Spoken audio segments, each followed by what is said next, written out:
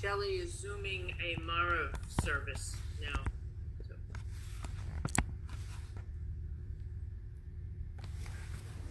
Okay. Good evening, everyone. Good evening. Hello. How are you? Good. Does the sound good? Very good. Are we supposed to have our voice on? You don't have to. If you want to ask a question, of course, then unmute yourself. And okay, so this class, as I advertised, is going to be about freedom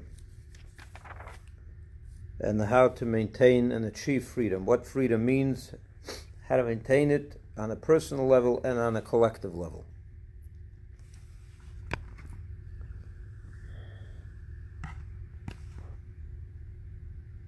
Okay, so let me begin with tonight. Tonight is an important Jewish date on the Jewish calendar.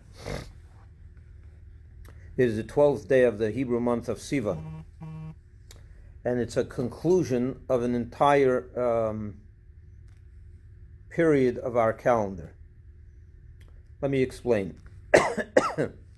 We know that approximately 2 months ago, we celebrated Pesach. And after the first day of Pesach, we began a 49-day counting period, which we call the counting of the Omer.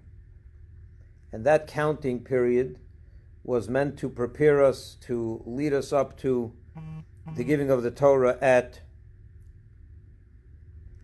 Mount Sinai, which happened on Shavuos, which was last week on Sunday. It was last Friday and Shabbos. So a week ago, tonight. 1 week ago tonight began the holiday of Shavuos. Now, we know that in every other Jewish holiday, there are different types of Jewish holidays in our calendar. You have Rosh Hashanah, Yom Kippur, but then there are the 3 pilgrimage holidays, and those are Sukkot, Pesach, Passover, and Shavuot. During those three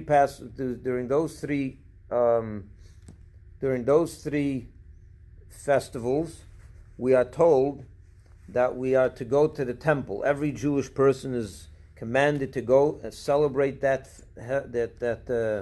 holiday at the temple in Jerusalem when the temple stood, and there was a series of offerings that we were expected to offer while there, and celebrate there, and eat there, and have a good time, and a spiritually good time.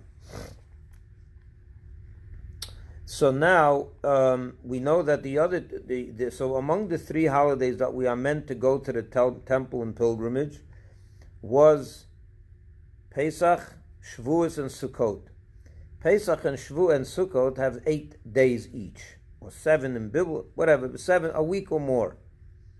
Shavuos only has 1 day, or in the diaspora 2 days, but it's a 1-day holiday essentially. Now, when you have so many Jews coming to that temple, and you're talking about tens of thousands of Jews, or maybe more, so how are all those Jews supposed to go in 1 day on Shavuos to offer sacrifices in the temple? It's just physically impossible. How could so many tens of thousands of people accomplish this feat in 1 day, all in the temple?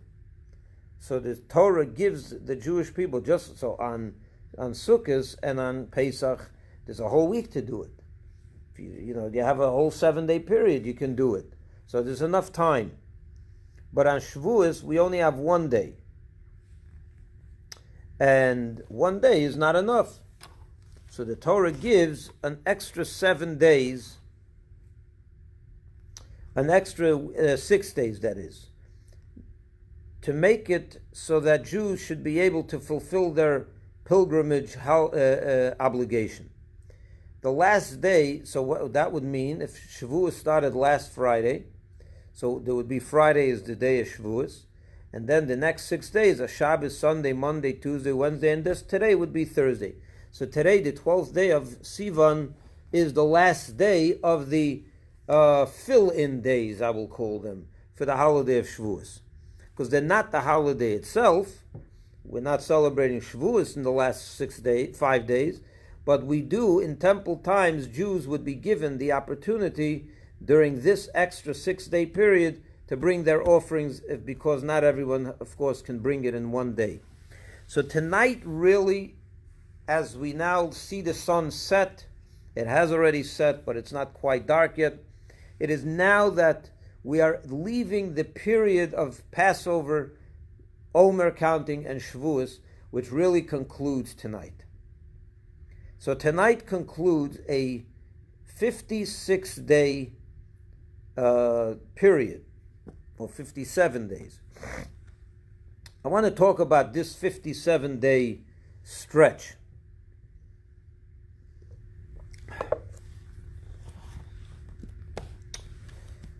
It starts with Pesach, right? If you opened up a siddur on Passover, you would know that the day of Pesach in our literature is called Zman Cherutenu, the season of our freedom. It's the season of our freedom. What does it mean to be free? What does it mean? What is a free person? Well, most people, and if you want to chime in, of course, be my guest. Most people, if you asked out there, if you did a survey, you went to the mall and you did a survey, what is freedom? They'll describe you the freedom that we experience in our society today, which is basically, no one tells us what to do. We don't have any dictators. We don't have any kings telling us, this is what you have to do and this you're not allowed to do. I mean, we have law and order, of course. Every society needs basic laws to protect us from ourselves or from others. But basically, freedom is described as the ability to be a free bird, as we'll call them. No one tells me what to do. I can choose for myself what I want to be, what I want to accomplish, what I don't want to be, and so on. You can choose to harm yourself. You can choose to live a productive life. You can choose to be a bum. You can choose to be a beach bum. You can choose to be a lawyer, a doctor, a rabbi, whatever you want. Beautiful concept, right? In our Constitution, those freedoms are enshrined or guaranteed, and no one has the right to infringe upon them, and that's what we would call freedom. Would you agree that that is what freedom is?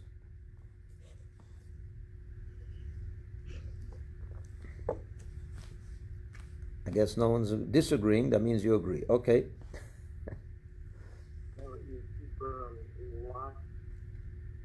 I can't hear you. Who's speaking?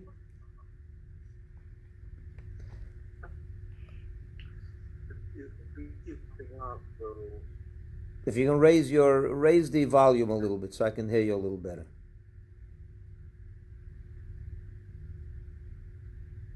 Full volume, Maybe I don't have full volume. Hold on. Oh, now it's better. Yeah, it was by me. It was my problem. Yeah. Okay. No, but in answer to your question is, we have the civil liberties to do as we please, live our lives as we please. We have guidelines and laws to adhere to. We have mores to follow and live by, religious beliefs. I mean, right. Okay, what I described, correct. Well, basically what I described. So freedom will define, if you want, for a lack of a better term right now, as the ability and the right to do whatever one chooses and wants to do. Right? No. No. Okay. No. Okay. What is it? No. What is freedom? Because there are limitations. The freedoms have boundaries, obviously. Well, you're not allowed to steal. You're not allowed to infringe upon other people's property. Why not? Why are we not allowed to infringe on other people's property? Because you're denying their freedom. But it's... Yes. Yeah. Okay. Correct, obviously. You can be free as long as you don't infringe on someone else's freedom. That makes sense. That's what I said. Every society has laws to protect the people from each other. Okay. But I want to share with you something important, something I lately been using as a metaphor that I want to apply here, and of course bring Moses into the picture. Moses, who was the one that brought freedom to the Jewish people, and really he's the first one that brought freedom to any people and to the world as by extension. Because all freedoms come from the Torah. It comes from Moses, from that idea. So let me ask you this. I wanted to find, I think that this description that I just said, how I described freedom just a moment ago, is really a very, very unsophisticated understanding of freedom. A very unsophisticated understanding of freedom. Would you say that someone that lies in his bed all day because he wants to lie in his bed and be lazy and do nothing, is that a free person? Based on the definition I gave before, that's a free person. He's doing what he wants. I mean, that's what he wants. He chose a life of laziness, of sleeping in bed till 4 o'clock in the afternoon and doing nothing with his life. He's free to choose that. But is that what freedom means? Is that a free person? Hardly. That can hardly be considered a person that is experiencing freedom. So therefore, freedom has other meaning. There's got to be some other meaning to freedom. So let me ask you a question. We know that in the creation that in the world that God created, there are 4 different categories in creation. Basically, they are from the lowest to the highest is the mineral, lifeless objects like water, stones, earth, and things like that. And then you have the second level, which would be the tzomeach, which means that which grows, vegetation, plants, trees, and things of that nature.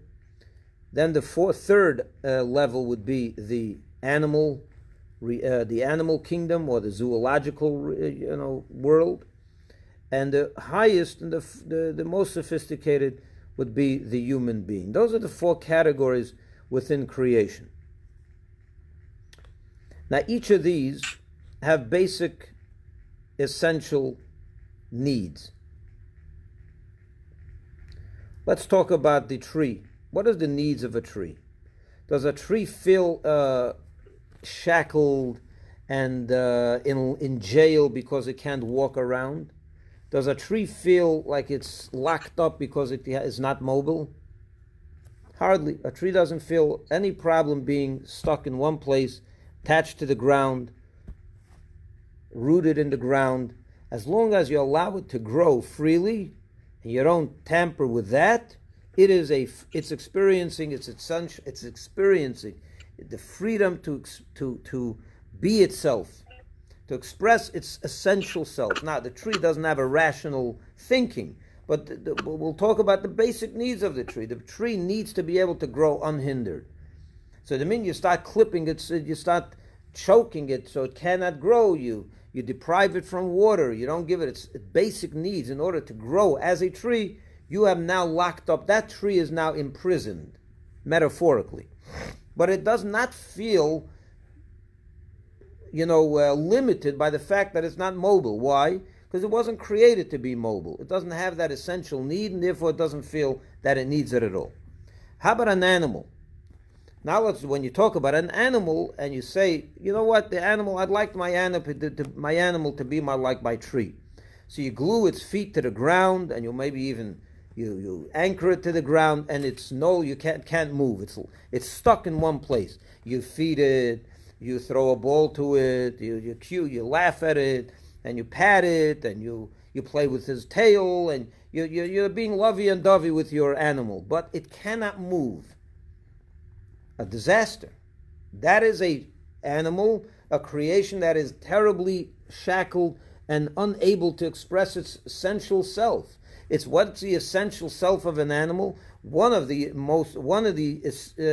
characteristics of an animal, that it is mobile. That's what defines it and makes it different than one of the ways that it's different than a tree and any other plant.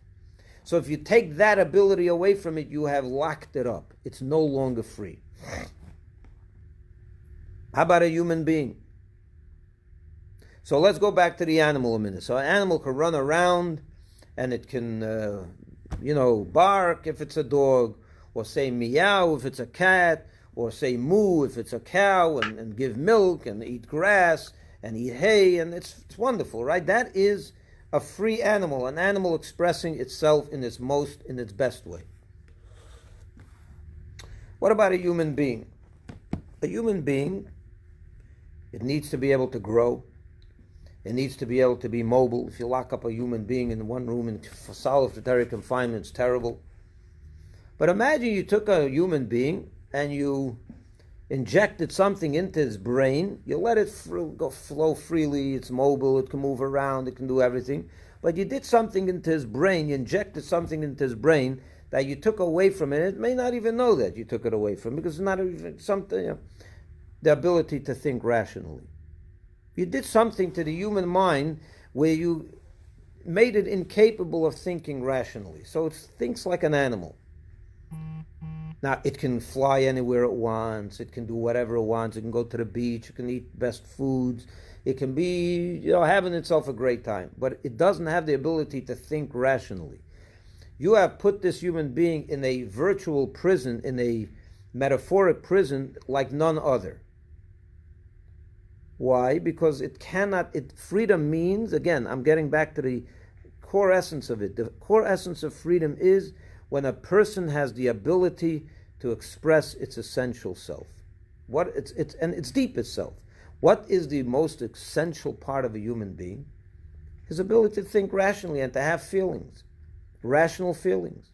If you took that away from it, you have now turned it into an animal. And it's no longer, you can't say this, a free animal, it's running around, it's having itself a good time. It's eating ice cream, and it's even spending money and buying new clothing, but it's not a human being. And therefore, it is the most unliberated or unfree human being. It's a shackled human being. What about a Jew? What defines a Jew? So if you give a Jew the ability to be rational, like every other human being, and you give it the ability to be mobile, like every other moving, living organism, and you give it the ability to just, to be like everyone else, is that freedom for a Jew?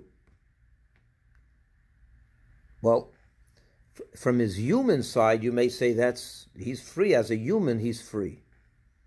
But what is the essential needs of a Jew? What is the essential need of a Jew? Well, let me tell you what the essential needs of a Jew are. Let's go back to Moshe Rabbeinu when he left Egypt. When he went to Pharaoh, and he told him, I want you to allow my people to go free. Right? That's what his message was. Let my people go.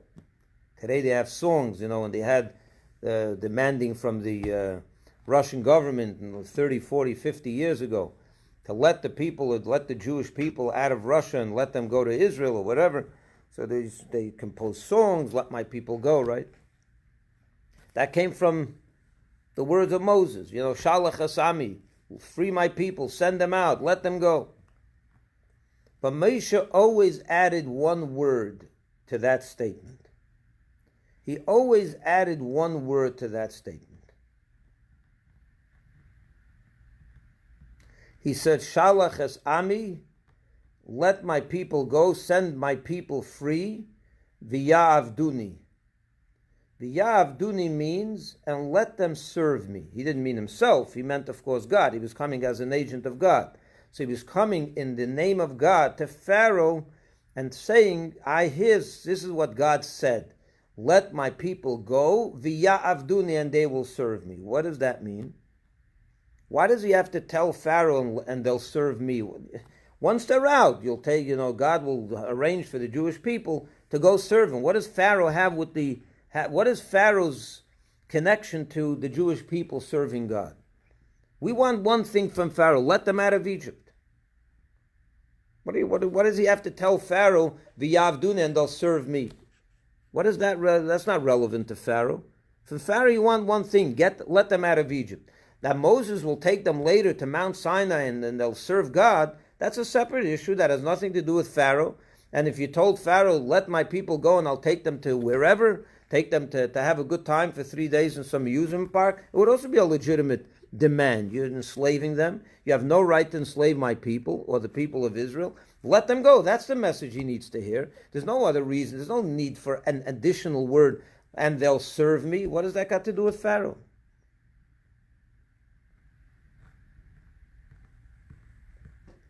And my friends, the answer is that I think what Moshe was trying to convey with that extra word was not so much a message to Pharaoh, but a message to the Jewish people. He was defining freedom. He was defining freedom.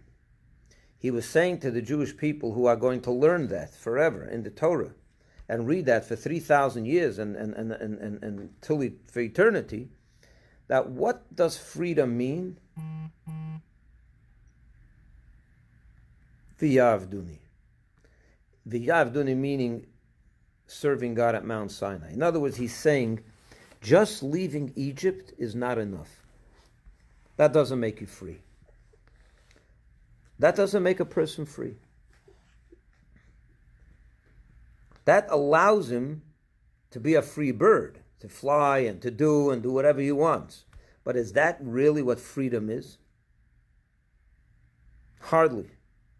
We see so many people that they are not in jail. They are not, limited in any way, shape, or form. But they are so far from being free people. Whether it's psychologically, whether it's emotionally, whatever it may be. It can be so many other ways. They're anything but free. They have depression. They have other problems. They have addictions. And all kinds of things that when you look at them, and they're not behind bars, but they're not free. They're anything but free. Some of them would rather be behind bars than where they are in their current state of affairs. And sometimes, sadly, I will say, that sometimes it's really true that it's better for certain people to be behind bars than to be out in the street. For their own good, not for other people. Not because they're criminals. Person who is stuck in an addiction for drugs and he can't help himself. And sometimes the parents come to the realization the best place for him is prison. We should never know of it. So freedom is a whole different thing. Freedom is not someone that's walking in the street freely. You can be in such a deep imprisonment while that's happening that you don't even realize. I told lately a story, and I'll tell it over here again, which describes this idea very well. What Moses was telling Pharaoh and was telling really all of us. There is no such a thing of Pesach without Shavuos. Pesach and Shavuos are one unit. Did you know that, I think I mentioned this last week when I gave the class, that Shavuos does not have a date on the calendar. Did you know that? In the Torah, Shavuos doesn't have a date. Pesach has a date. It's the 15th day of the Hebrew month of Nisan. Rosh Hashanah has a date, the first day of the month of Tishrei. Yom Kippur has a date, it's the 10th day of the month of Tishrei. Shavuos has no date. You look in the Torah and you see, when is Shavuos? What month? It doesn't say a month, it doesn't say a day, it says, you know what it says?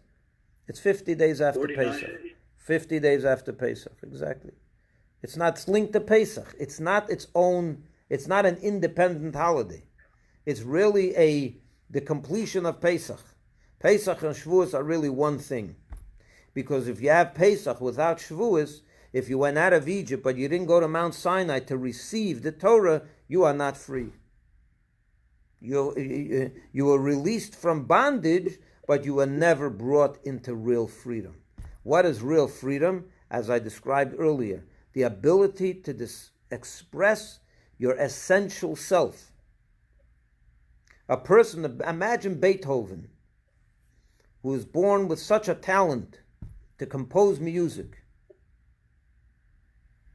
and you took away from him all musical instrument, and you took away from him a pen, so he can't even write.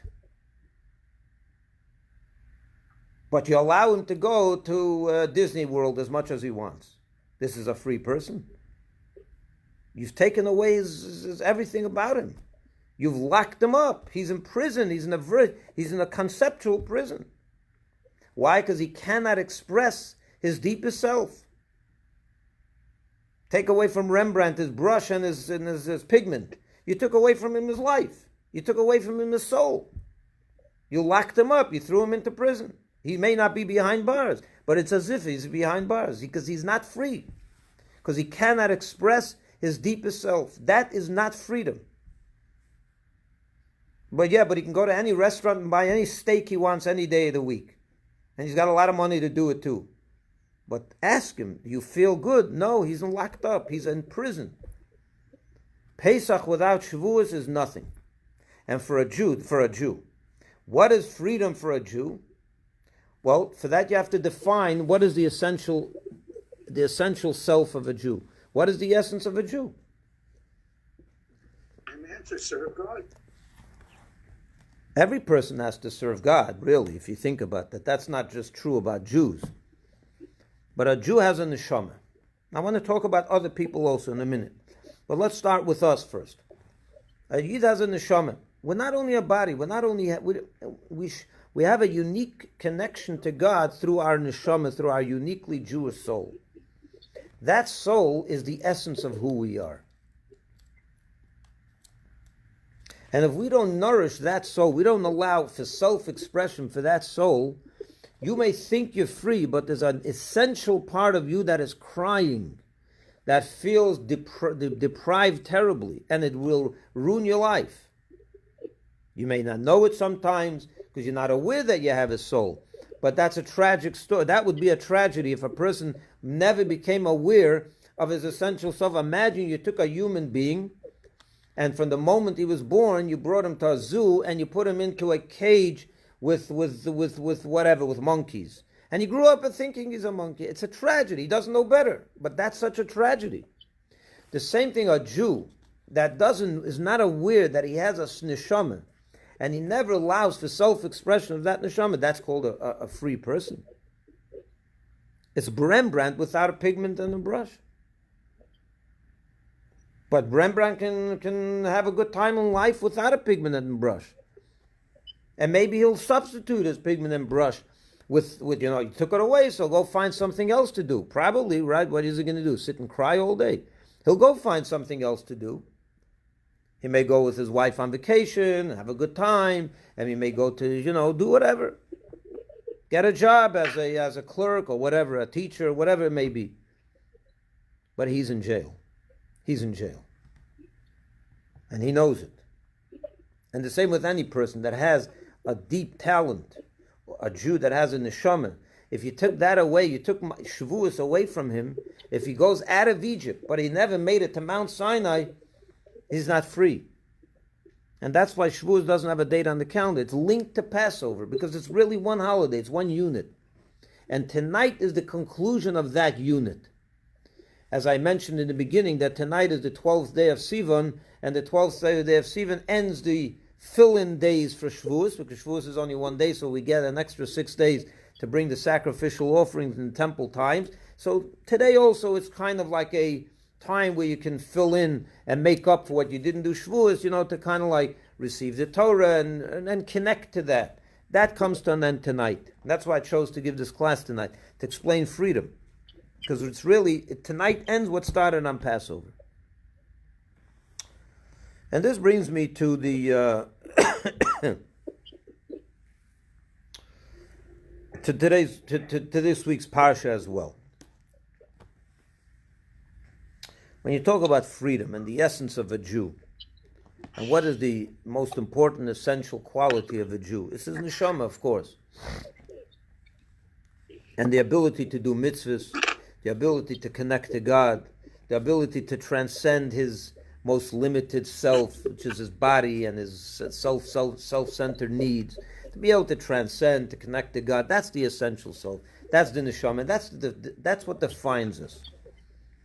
It's interesting that in this week's parsha, which is the portion of Naso, it's the second portion of the book of Numbers, and it's the longest portion of the whole 5 books of Moses. I always like to announce before Parshas Naso that the Kiddush is going to start 10-15 minutes later this week, because it's such a long parsha that we get to the Kiddush, to the Kishka, and the Cholent a little bit later in the day. So you'll have to forgive us.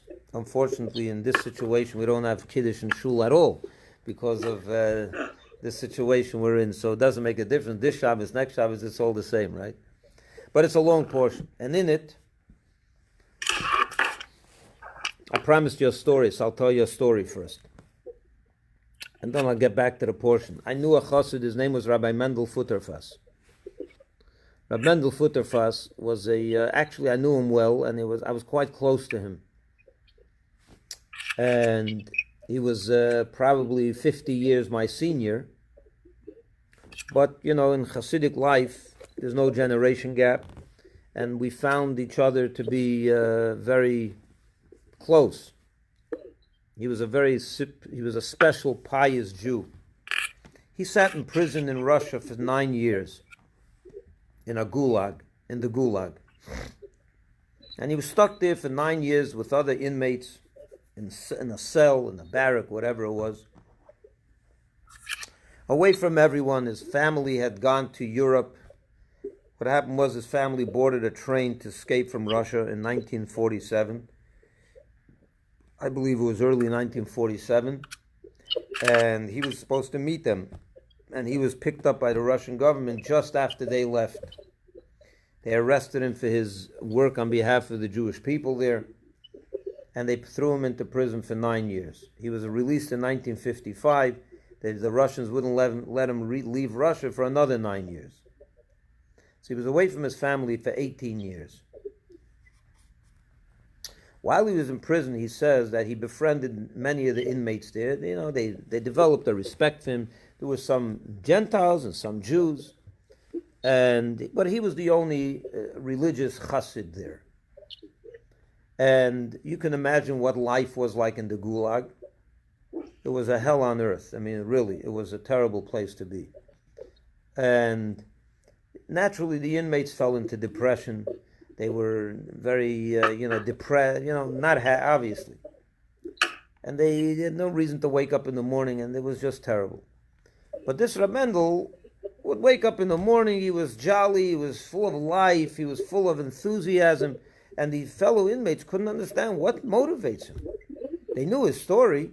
He was away from his house, he was away from everything. What's motivating this man?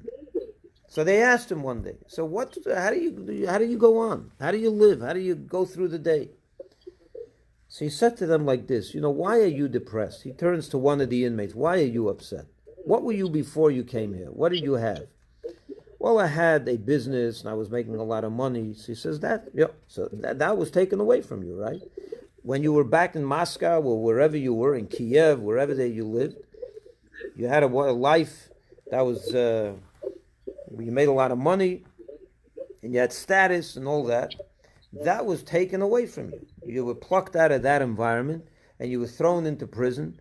Not money, not status, nothing. So, of course, you don't have what you used to have. The things that made you happy in the past, you are not there anymore, so you're miserable. I don't blame you.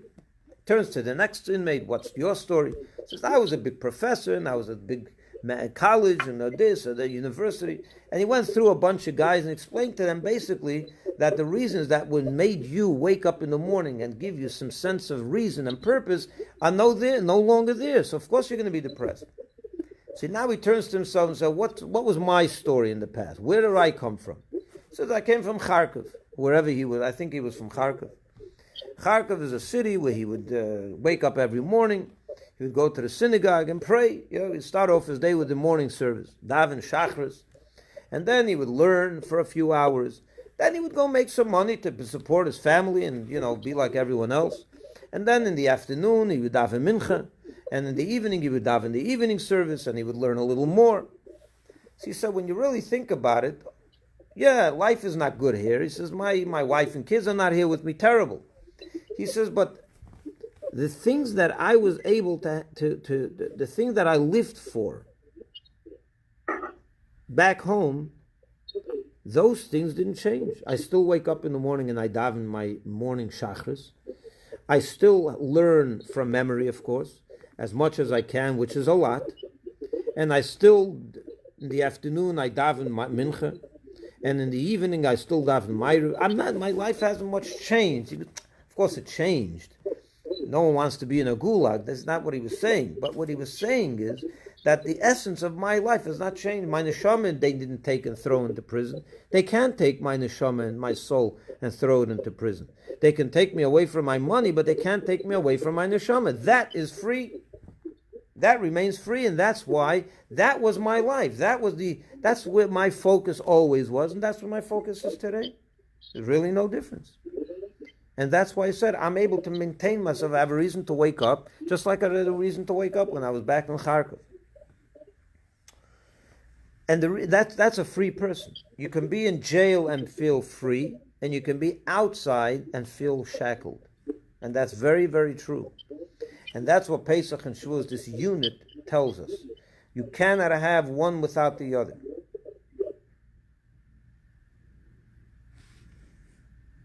There's an echo. She's right. Maybe everyone should mute themselves for now while you're not speaking.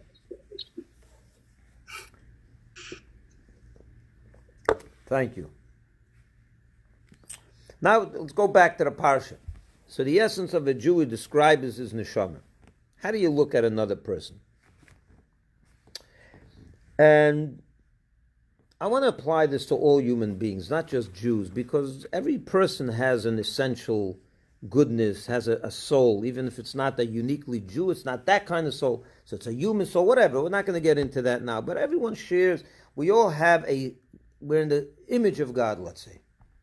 Every one of us is created with a human soul that makes us special. We're in the image of God, and so on. Whether you're an American, whether you're an Englishman, or you're a Filipino, whatever you are, it doesn't make a difference. Every human being shares this essential quality. And how do you see another person? So I want to share with you, and one of the subjects in this lengthy portion is about the sota, which is the adulterous woman. It talks about a woman who is not faithful, and what should be done, and so on, the punishment, and so on. And the way the Torah opens up that section is as follows, and I'm going to read it to you because it's important. It's in Numbers, chapter 5, verse 12. It says like this: God spoke to Moshe, and he said to him like this: speak to the children of Israel and say to them, any man and in Hebrew it says kisista ishto, whose wife will sister. What does sister mean? This Hebrew word sister. So the rabbis tell us, and it's of course that it's telling us what will happen if a married woman will go astray and not be faithful to her husband and commit adultery. But the Torah uses this strange word sister. And this word sister has 4 Hebrew letters: Taf, Shin, or Sin, Tes, Hey. Now that same word, etymologically, is the same word in Hebrew for the word shota, which means a fool, an imbecile, someone that's not, that's a foolish person, irrational, someone that's not acting in a rational way. And the rabbis tell us that the Torah uses, this is one of the worst sins is adultery, and it describes the person who's committed adultery as sister, which means from the same word as shota, which means stupid, foolish. And the rabbis tell us that no person sins unless a spirit of folly, a spirit of foolishness has entered him. It's an interesting statement. I want to elaborate on that for a moment. No person sins unless a spirit of foolishness, of folly has entered him. That means like this, what the Torah is saying, that when you see a person sin, you know right away that's not him, that's not his true self. Some foolishness has entered him and got him to drift off the straight and forward path. He's not behaving that is not his normal behavior. That is not her normal behavior. I always find it interesting when I ask people, I'm a Chabad chassid, and as a Lubavitcher, I always offer people the opportunity to do a mitzvah, right? A quick mitzvah. A Jew comes into Chabad house, or I'm visiting a Jew in his office, I bring my spirit tefillin with me, and I ask him, sir, would you like to put on tefillin? And most of the times they say, yeah. Once in a while you'll hear, Rabbi, I'm not interested. I don't push, You don't want, I'm not, it's a free country, right? So, but most people, they do the mitzvah. But a lot of people tell me, Rabbi, I feel hypocritical by doing this mitzvah. I don't do it every day. That's not who I am. I'm not the most religious. I'm not religious at all. I don't feel like I should be putting on tefillin. It's like it would be a hypocritical thing. So I have to go through this whole explanation. It's not true. You can do it. And it's a Jewish thing. You're Jewish. Yeah. But what do you think about that attitude? Is it hypocritical? And if it's not, why not? Why would you say it's not hypocritical? After all, he doesn't do it. This is not something he does every day. And to play a game and one day do it is like, really, he's not so wrong, right? You would think. But the answer is this verse. Let me give you an example. Let me use the following metaphor. Imagine you walk into a house on a weekday morning, on a Monday morning, at 7:30 in the morning. And this is a family. You see, there's a father there, there's a mother there, and there's 3 children. Ages 6, 8, and 4. 8, 6, and 4. And it's time to go to school, and they have to get dressed, and they have to eat breakfast and go off to school. It's a regular school day. And you see the kids running around, and there's no mother there to give them food. And you see that they climb on a chair, and they go into the cabinet, and they eat, they find a few almonds, and they find a few whatever else, a few crumbs, and they eat it, and then they go off to school by themselves. You start doing an investigation. What's going on there? Where's the mother? Why is she not feeding her kids? Oh, she woke up late. She was lazy, she woke up late, the kids went off by themselves.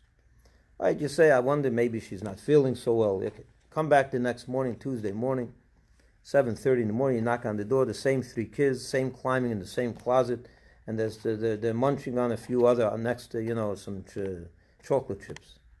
There's no mother giving them breakfast, no one cooked a meal for them. And then you're starting to wonder, wait a minute, what's going on? Does he come in the evening? You come in the evening and the mother's just laying in bed, or she's going out to who knows where, she's neglecting her kids terrible. So you start saying, this mother is not, no, there's something wrong over here. This is not natural. This is very unnatural for a mother to behave this way. And this goes on for weeks, and it goes on for months. And then one day, you come in there, and you start, you're very upset at her, and you give her over the head. How could you behave this way? And, there's nothing you can do. This is her children, her house, she doesn't let you in. There's nothing you can do. So it's a metaphor. And then one day you come there, and you see the mother's cooking up a storm. She's making a beautiful pan of scrambled eggs, and she's making them pancakes and waffles and cereal and milk and cheese, and she prepared them this incredible breakfast, something you never saw before. And she's acting like a mother.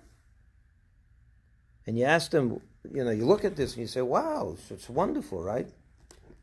Would you say to that mother she's being hypocritical by making her kids breakfast once a year? Would you say she's hypocritical? Or would you say there's something out of the ordinary here? She's not normal, she's behaving a little funny today? Or you would say the opposite. Today she's behaving normal. This is normal. If anything, she was being a hypocrite when she didn't give the kids breakfast. When she didn't feed the kids breakfast, lunch, and supper, that's a hypocritical mother. That's a sick mother. That's something wrong. There's something wrong with this mother. Again, we're hearing some background. If you mute yourself, it'll be better. It's the same thing. Why do you say that? Why do you say to a mother, when you see a mother not feeding her kids, day in and day out, for a year, 2 years, it's a terrible situation. You never make peace with that. You say, this is crazy behavior. And the one day that she does give her kids breakfast, you say, that's the normal mother. She became normal again. Why wouldn't you say, it's hypocritical? I go, stop it. You don't do this. Don't do this today either. It's even more. The day that you see her doing what she has to do, you'll say, that's a normal mother. Now she's being true to herself. Till now she wasn't being true. And as much as she got used to being not a good mother, you're never going to say, well, that's her new self. You'll never say that. You'll always say, this is crazy behavior. It's not a motherly behavior.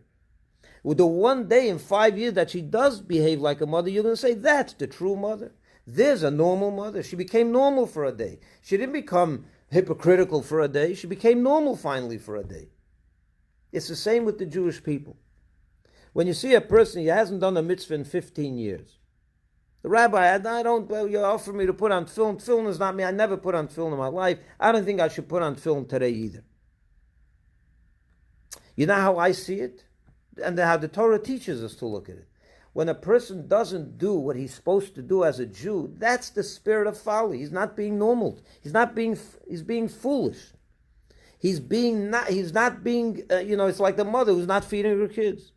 So the one time he does put on film, now he's finally being himself. That's how I see it. And that's how we should see it. That's what the Torah is teaching us. How to view a Jew.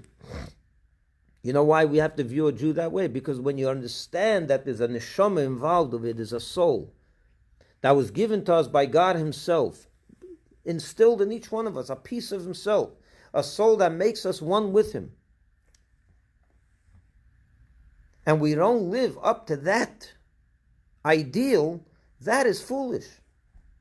Now, I'm not blaming anyone. Sometimes it comes because we're not educated. Sometimes it's because we got someone turned us off from this. Many different things can happen that will make us veer off the Jewish track.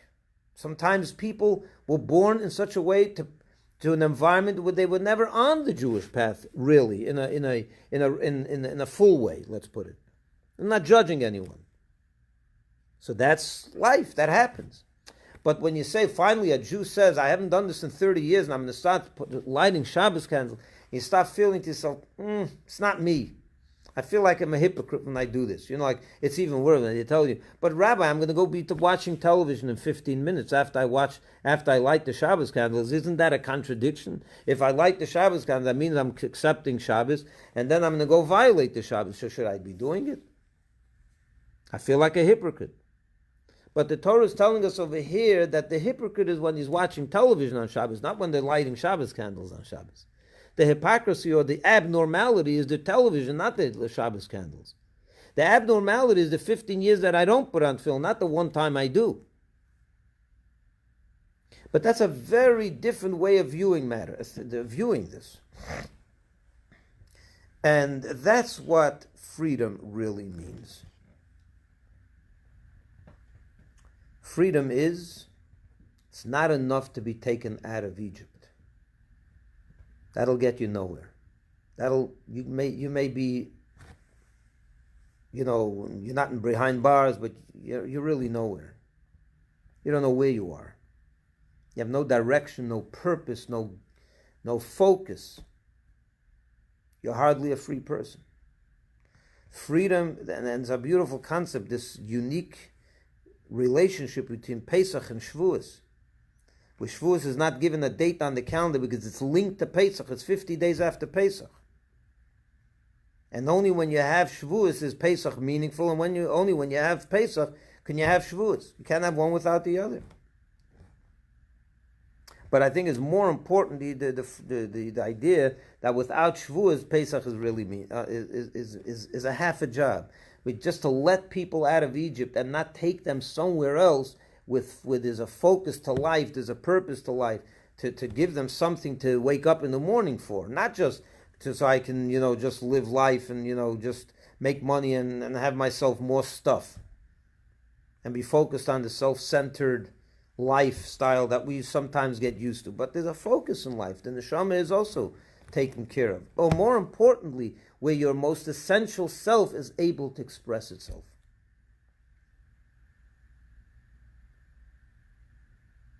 A yid that doesn't allow his neshama to express itself is like a human who has injected something in his brain, has neutralized the brain. The ability to rational thinking.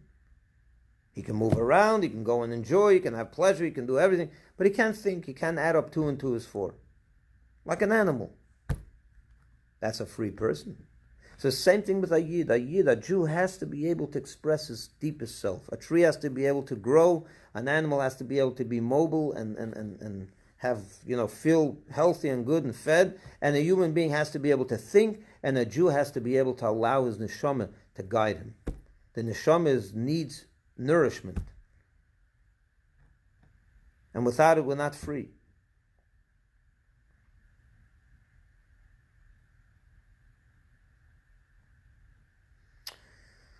And spring, I want to mention, yesterday I had a class,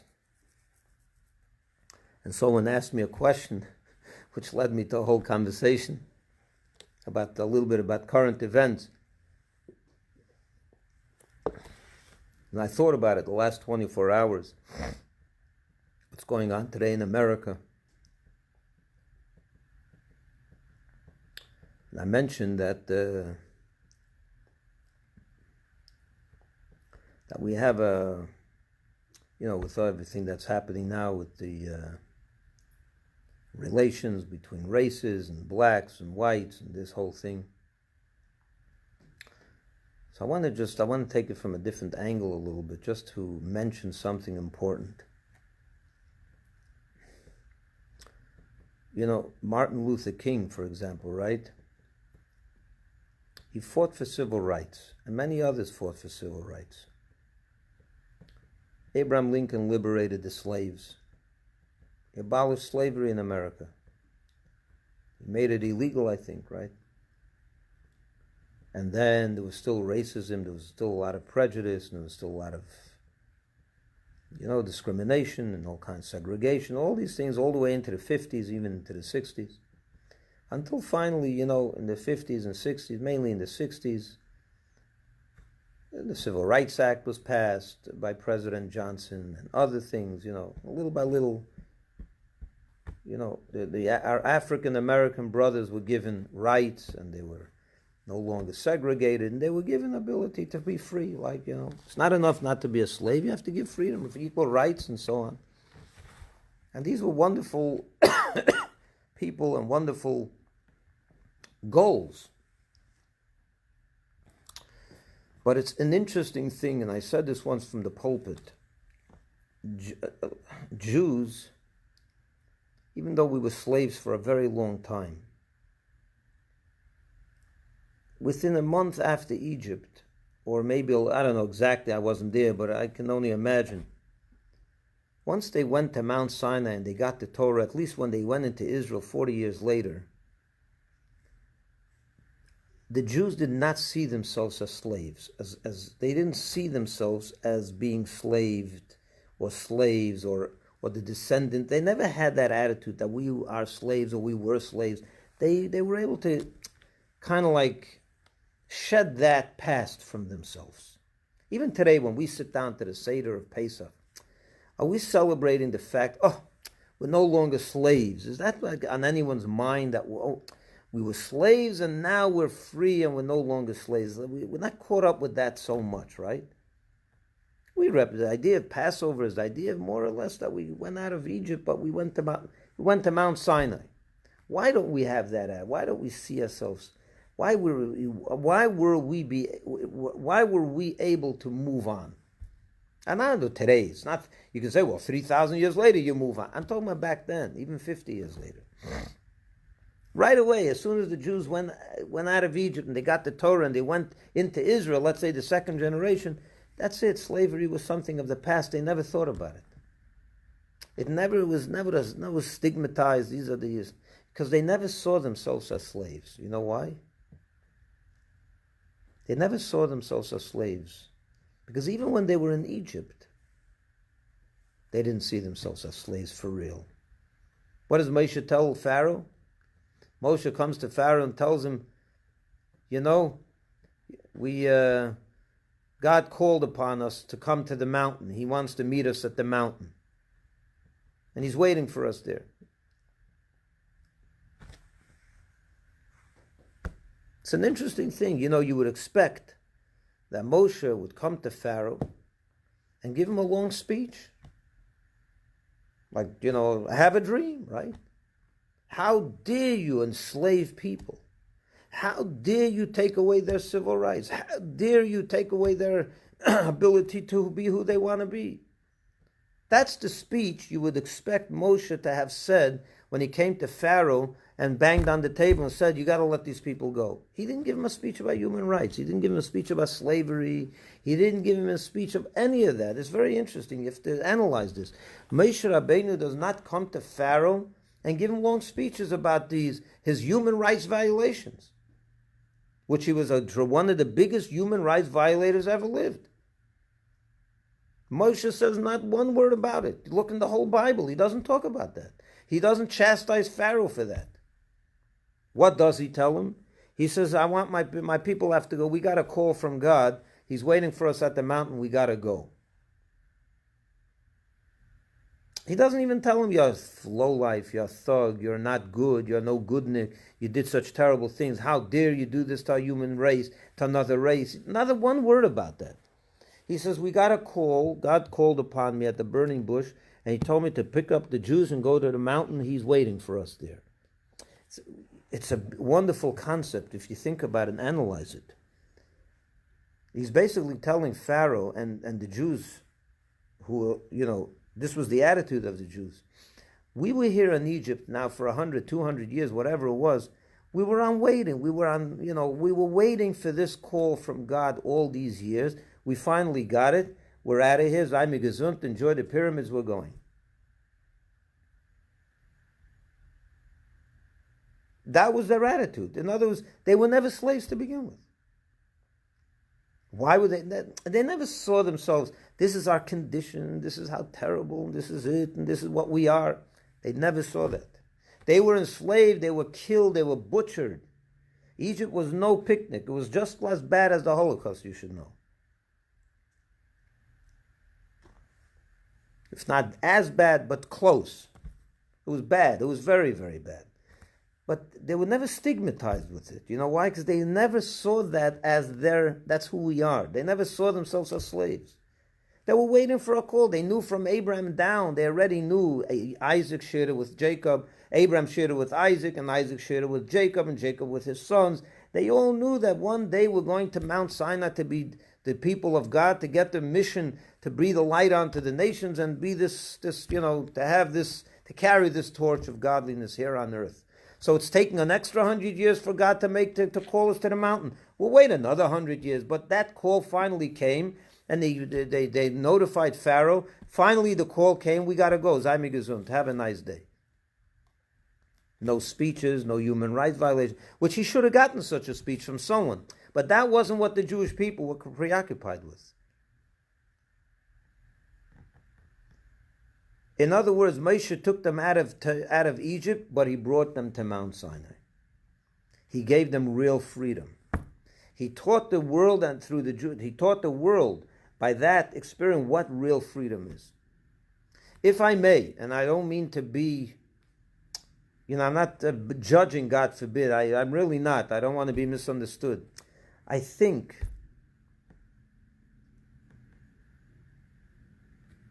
That's one of the problems. Let me go to America, the American Revolution.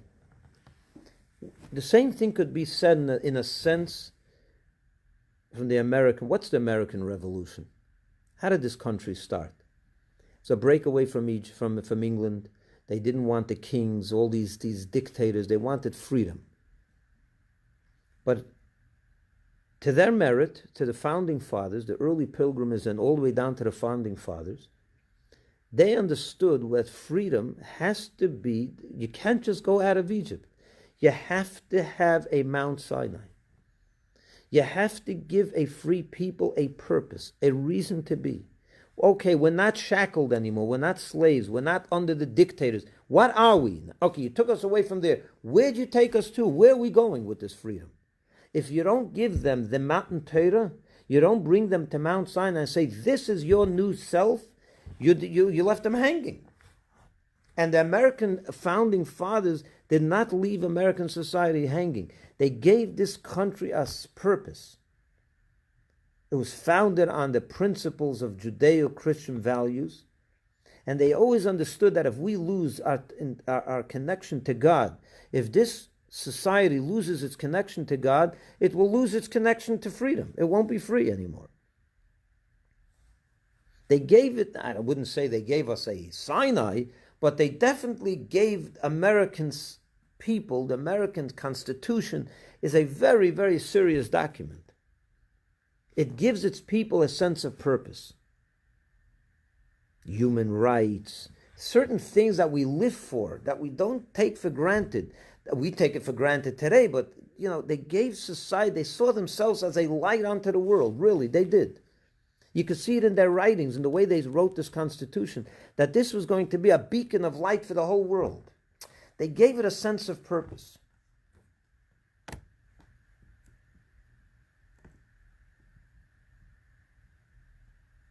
When people remain victimized, they see themselves as victims. And I talk about the African American community now, which I love. I really do. I grew up amongst them.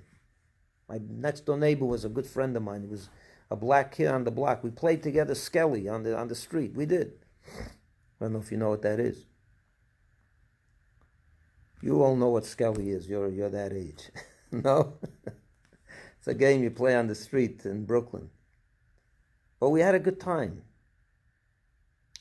But I think the reason, they're lacking, they had a exodus from Egypt, but no one gave them a Mount Sinai.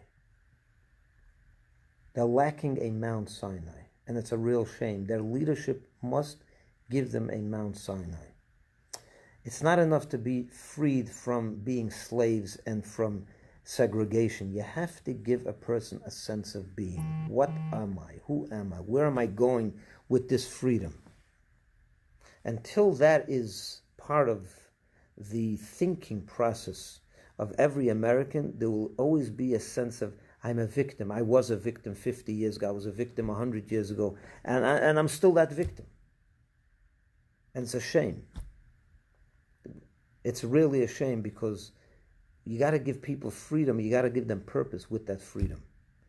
You can't just take them out of Egypt. You have to bring them to Mount Sinai. It's not enough to tell Pharaoh, let my people go. You have to add that word v'yavduni, and they'll serve me. The meaning that Jewish people knew right away we're getting a purpose. There's a reason for our freedom. It's not just because I can do what I want. That's a nice idea, but it's short-lived. Meaning to say, it's not going to make you happy to be able to do what you want without purpose in life. And that's true individually, and it's also true collectively. It's also true collectively. And that's when you look at a fellow human being, even a criminal, a person that made a mistake, an adulterous woman. What does the Torah say? This is not her. And the spirit of folly entered her. That's not her. The true human being is a neshama. Is the image of God. Every human being is in the image of God. Every single human being is in the image of God.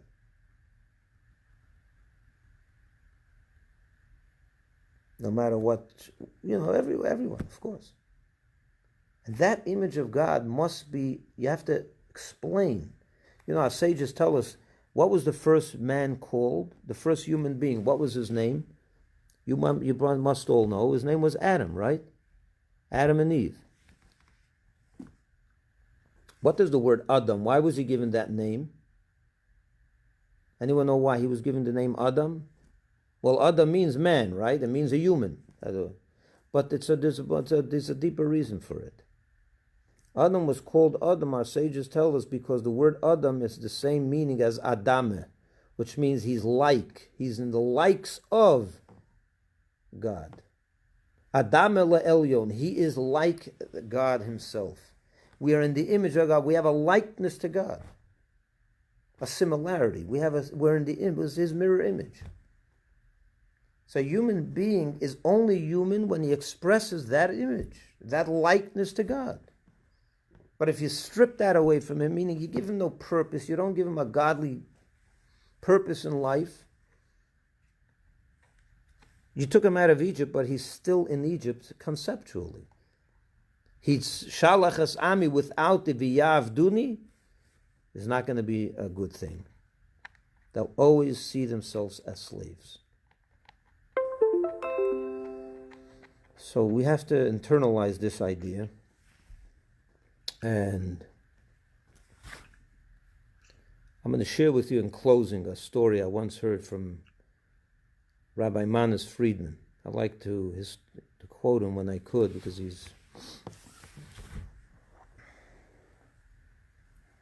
he tells the story, and I've shared this with other occasions. He was once called up by a not a Jewish woman.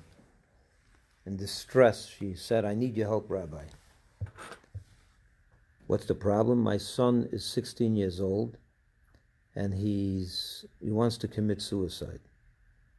And he's on top of on a high floor of a building, and he's just not coming down, and he's planning to take his life either by jumping off or something terrible.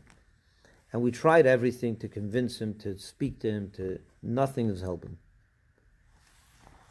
So he said, maybe you can help. She says right away, the priest was there and it didn't work. And she says, I heard that you help a lot of people. If you can try to reason and instill into my son some sense. You get such a call, you can't ignore it. So he went. He wasn't sure what he was going to tell this boy. He doesn't share any... he's not Jewish boy, so I'm a rabbi, he doesn't, it's such a disconnection. But he went, probably prayed to God on the way, say, please put the right words into my mouth. And he came up there, and the boy was not cooperating with him at all. And he wouldn't have anything. He wouldn't even look at him. He didn't even look at the rabbi. The rabbi's trying to engage him, say something that would pique his interest. No, nothing. And then the boy, but he's saying this, saying that. Finally, the boy blurts out, shut up already, the priest was here, and then didn't help, so just go down, don't stop wasting your time. She said, really? The priest was here? The rabbi said, the priest was here. What did he say? He said something stupid. She said, what did he say? He said that God loves me. So Rabbi Friedman, without thinking a second, said, yeah, indeed, that's a stupid thing to say. I can't see any reason why God would love you. You're such an obnoxious, rotten child. There's nothing to love here. The kid, whoa, he didn't expect to hear that. So suddenly his eyes opened up, and he's now facing the rabbi, and he's, all right, well, that shocked him out of his...